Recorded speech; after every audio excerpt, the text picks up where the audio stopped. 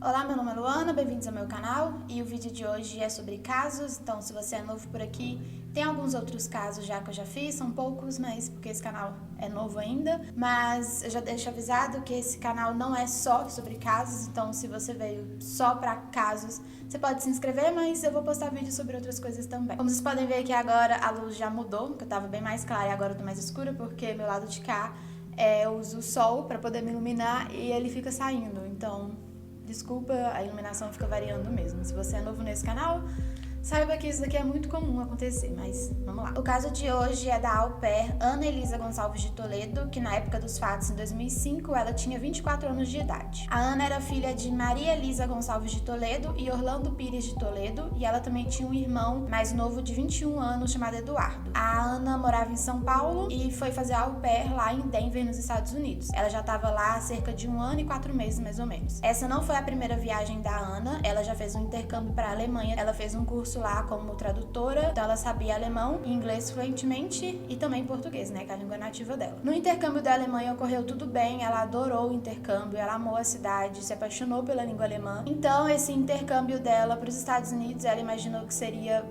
quase que a mesma coisa, né? Seria uma experiência maravilhosa, assim como ela teve lá na Alemanha também. Então não foi nada novo, não foi a primeira viagem dela pro exterior, porque ela já tinha feito esse intercâmbio anteriormente. Antes dela se mudar para Denver, a Ana já tinha começado uma faculdade aqui no Brasil de comércio no exterior. Ela trancou esse curso e depois foi como fazer au pair lá nos Estados Unidos, mas o plano dela não era só ser au pair, ela tinha planos de fazer alguns cursos lá até ingressar na universidade e assim transferir o curso dela, que ela começou aqui no Brasil, lá para os Estados Unidos e se graduar lá. Na época dos fatos, em 2005, ela já estava com quase tudo encaminhado para começar os estudos, tanto que um dia antes dos acontecimentos, né, ela ligou para a mãe dela pedindo alguns documentos aqui no Brasil para ela já começar a ingressar na universidade. Então já estava tudo bem encaminhado. Ela também já tinha conversado com os pais a respeito de uma viagem que ela tinha feito, que ela estava aprendendo a esquiar, então ela estava bem feliz assim com tudo que estava acontecendo lá nos Estados Unidos. Pouco tempo depois que ela se mudou para Denver, ela conheceu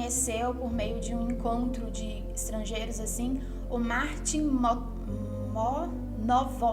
Novotny, acho que é assim que se pronuncia o nome dele. Ele era um tcheco de 22 anos. O Martin também estava lá nos Estados Unidos fazendo au pair, ele cuidava de uma criança de 5 anos de idade. Eles começaram a namorar, mas com pouco tempo a Ana já começou a fazer algumas reclamações a respeito do namorado. Ela fazia algumas reclamações tanto para os amigos dela lá nos Estados Unidos, quanto para alguns amigos aqui no Brasil também e para a família. Os amigos dela falam que às vezes encontrava ela com alguns machucados, alguns roxos no rosto também, e ela não escondia, ela falava que era o Martin que fazia essas coisas, até que com 8 meses de namoro ela não aguentou mais as agressões e decidiu se separar. A mãe dela relata também algumas agressões do Martin. Ela fala que uma vez o Martin sempre ficava convidando ela pra passear e ela ficou com medo, não queria ir. Acabou que um dia ela foi, entrou no carro e antes mesmo dela colocar o cinto de segurança, o Martin acelerou e depois freou bruscamente, fazendo o rosto da Ana bater, né, com o vidro e se machucar. Isso era uma das coisas que ele fazia com ela durante o relacionamento. Com o fim do namoro, a Ana não se separou completamente do Martin, ela ainda estava tentando manter uma relação ali de convívio, pelo menos com ele, mas ele não aceitava, ele sempre estava tentando voltar, pedindo para ela para voltar para ele, e ele fazia algumas ameaças também. Ele falava que se ela não fosse dele, ela não seria de mais ninguém. A família dela aqui no Brasil estava muito preocupada com ela por conta disso. Os amigos também dela, tanto nos Estados Unidos quanto aqui no Brasil, também estavam muito preocupados, achando que ele poderia fazer alguma coisa com a Ana, mas aparentemente a Ana não estava tão preocupada assim. Ela estava obviamente preocupada com as agressões, tudo que ele estava fazendo, mas eu acho que ela não estava achando que o que aconteceu realmente poderia ter acontecido com ela, sabe? Eu acho que ela não imaginava que ele teria coragem de fazer isso. Mas isso é uma opinião minha a partir das coisas que eu li, porque pelo que eu encontrei, parecia que ela ainda estava tentando manter uma relação de amizade ali com ele. Então eu acredito que ela não achasse que ele poderia cometer o que ele cometeu. Então, tempo depois que ela terminou com o Martin, né, ela começou a sair com outra pessoa. Eu encontrei em alguns sites que essa outra pessoa era o sobrinho do pai da família que ela estava trabalhando.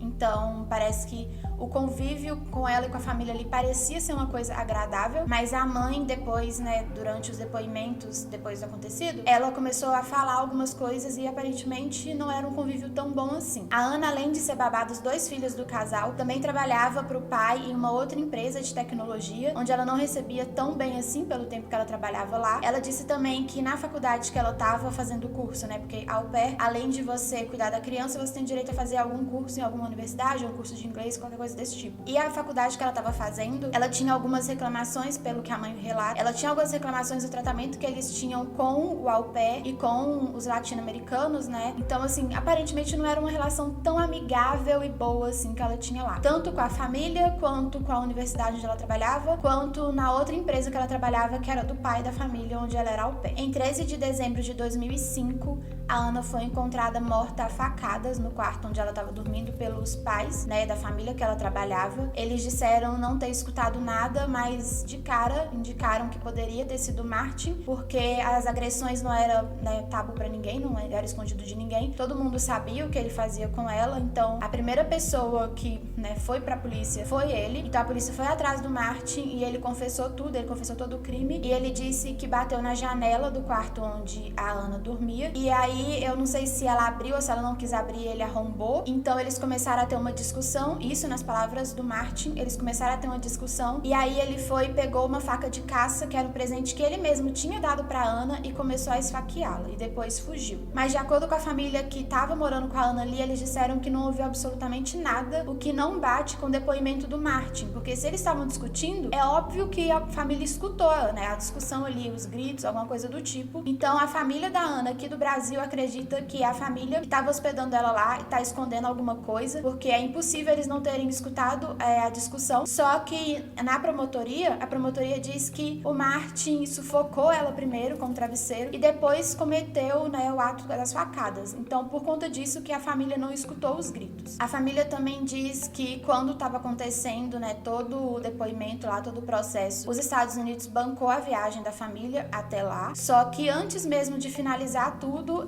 os Estados Unidos falou que não tinha mais como manter a família lá e já mandou eles pro Brasil antes mesmo do Martin ser condenado. Ficou parecendo que eles não queriam, tipo, envolver mais a família, eles queriam finalizar o caso o mais rápido possível, falar que foi o Martin mesmo, que não era americano, e pronto, sem querer envolver a família americana e sem querer envolver nada. E a mãe da Ana, principalmente, ela acredita que a família tem sim alguma coisa ali no meio.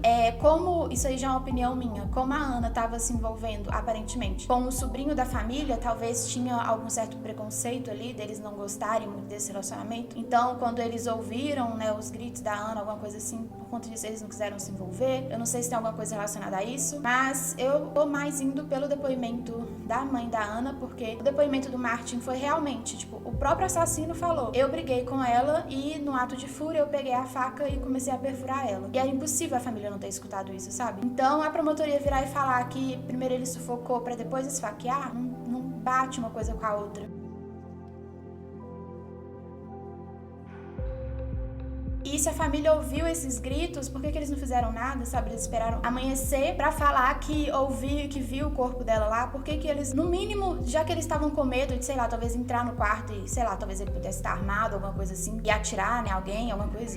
Eu entendo essa parte, mas por que eles não ligaram pra polícia, pelo menos, sabe? Não se esconderam e ligaram pra polícia: olha, o ex-namorado da minha au pair tá aqui, ela tá gritando muito, tá acontecendo alguma coisa, tô com medo de ir lá, sabe? Alguma coisa. Eles não fizeram nada, eles esperaram amanhecer pra falar que encontrou o corpo dela lá, que não bate com o depoimento do próprio assassino. Então eu entendo muito a angústia da família, né, de querer mais soluções sobre essa parte. E a família também tem algumas reclamações a partir da empresa de au pair que ela foi. Parece que a empresa tava com os documentos todos embaralhados, não tinha como agilizar as coisas, tanto para trazer o corpo da Ana para cá para ser sepultado, quanto o seguro de vida que ela tinha também, o seguro que a família ia receber. Parece que tava tudo muito complicado da família conseguir resolver com a empresa. Então foi tudo muito difícil para a família. Já era difícil perder a filha e ainda toda a burocracia estava atrapalhando cada vez mais as coisas. Então o caso foi esse. Eu fiquei muito na dúvida de trazer esse caso porque quando eu li ele eu falei assim, nossa, é um caso simples. E aí depois eu comecei a pensar que, tipo, como que eu posso olhar para um caso desse e achar ele simples, sabe? O nível que a gente chegou de achar que um ex-namorado matando a ex-namorada chegou a ser simples, comum.